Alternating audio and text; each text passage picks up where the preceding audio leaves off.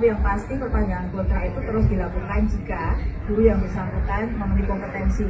Kalau dia sudah ASN kan dia harus dinilai kompetensinya. Kalau minimal baik dia bisa diperpanjang terus.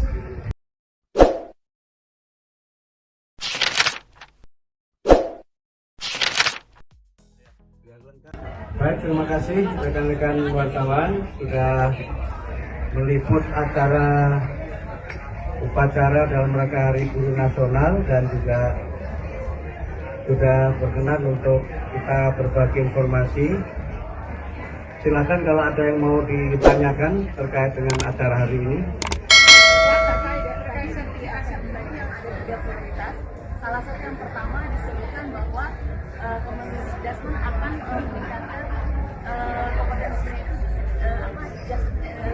Kualifikasi D4 atau S1. Nah, yang saya tanyakan apakah masih banyak guru yang tidak S1 sementara Undang-Undang Guru dan Dosen itu mewajibkan harus S1.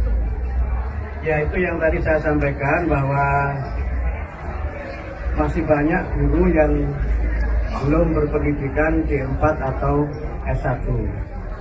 Dan ini memang kita lihat sebagai sebuah realitas di mana memang banyak guru yang, mohon maaf, menjadi guru itu tidak dengan perencanaan.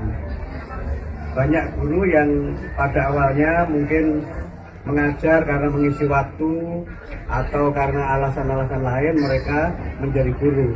Sehingga kualifikasi, khususnya kualifikasi D4 atau S1-nya belum terpenuhi.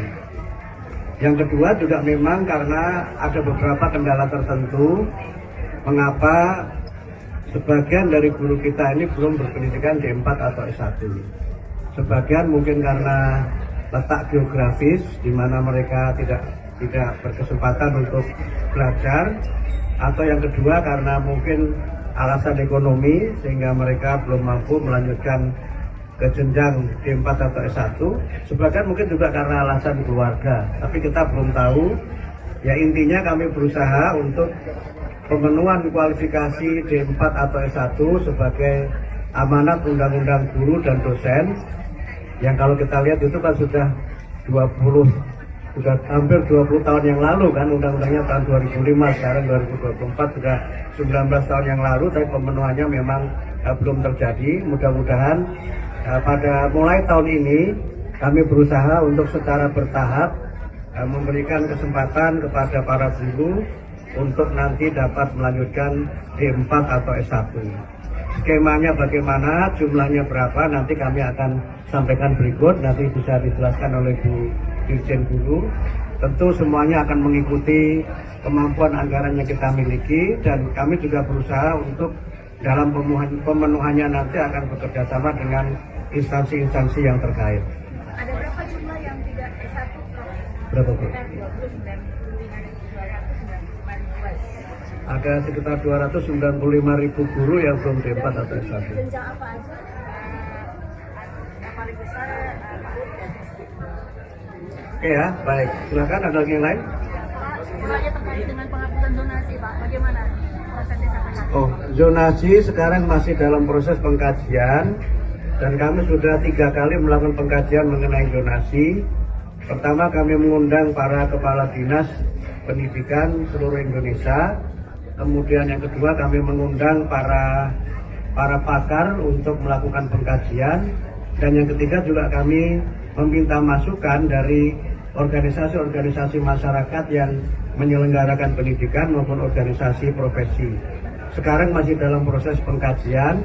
Mudah-mudahan pada bulan Februari sudah bisa kita umumkan, sehingga pada tahun ajaran baru 2025-2026 sistem zonasi yang kita lakukan berdasarkan masukan dan evaluasi itu nanti akan dapat kami terapkan. Pak? Kita belum ada keputusan apakah kita akan melanjutkan seperti skema sekarang, atau misalnya menghapuskan sama sekali, atau melanjutkan dengan beberapa penyempurnaan. Itu semua nanti berdasarkan hasil kajian yang sekarang sedang kami selenggarakan. Pak Menteri, beberapa tahun yang lalu dikumandangkan mengenai Undang-Undang Perlindungan Guru. Sekarang bagaimana kelanjutannya, Pak? Jadi kalau kita lihat, Pak Yos, perlindungan guru itu sebenarnya sudah diatur dalam Undang-Undang Guru dan Dosen. Walaupun memang dalam pelaksanaannya belum berjalan sebagaimana mestinya. Nah, untuk pembuatan undang-undang ini tentu kami akan bekerja sama dengan DPR karena kewenangan menyusun undang-undang itu ada pada DPR. Apakah nanti dari inisiatif DPR atau inisiatif pemerintah dalam ini kementerian, nanti kita lihat perkembangannya. Tapi yang sekarang kami coba lakukan berdasarkan undang-undang yang ada dan berbagai peraturan yang ada, kami coba laksanakan secara maksimal dengan seperti yang saya sampaikan juga kerjasama dengan pihak-pihak terkait khususnya dengan kepolisian agar berbagai persoalan yang dialami oleh para guru menyangkut pengalaman sebagai korban tindakan kekerasan itu tidak terulang lagi di masa yang akan datang.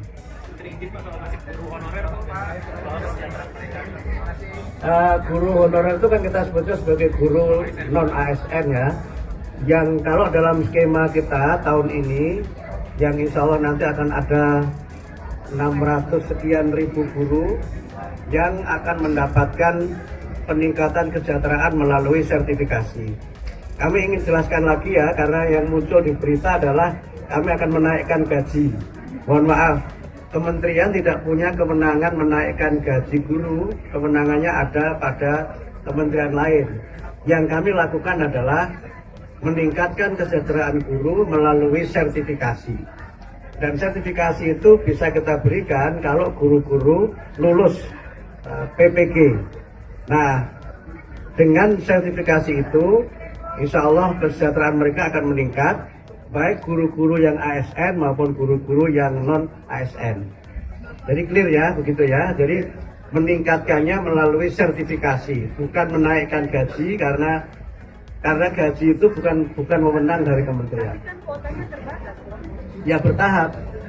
Tentu saja semua kan kita lakukan bertahap karena kan tentu saja Kabinet Merah Putih ini kan nggak hanya Kementerian Pendidikan Dasar dan Menengah ya, semua tentu ingin untuk bisa meningkatkan kesejahteraan, sehingga karena itu kami lakukan secara bertahap. Mudah-mudahan dalam masa kepemimpinan Pak Presiden Prabowo ini semua guru itu sudah bisa bersertifikasi, mudah-mudahan. Satu lagi yang soal kontrak kerja itu P3K.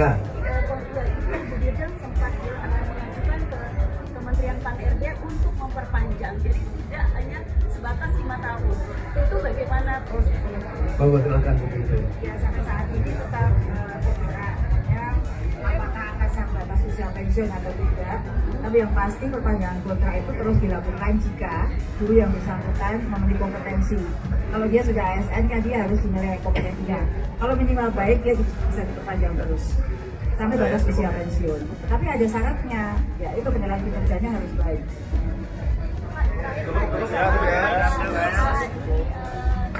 Bogor yaitu viralin makanan yang nggak sesuai, makanan yang ada dipanggil sama gurunya. Tanggapan Bapak gimana? Apakah itu sesuai sama?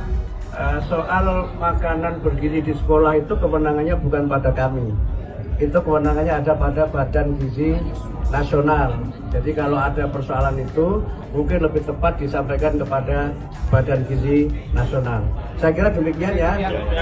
Sekedar informasi tambahan, nanti akan ada lagi puncak peringatan Hari Guru tanggal 28 November di Jakarta, di Velodrome di Rawamangun. Mudah-mudahan nanti Pak Presiden berkenan hadir dan kami juga nanti mudah-mudahan juga bisa mengundang saudara-saudara sekalian dan bisa berbagi informasi terkait dengan puncak peringatan Hari Guru Nasional 2024. Terima kasih semuanya. Terima kasih Bapak.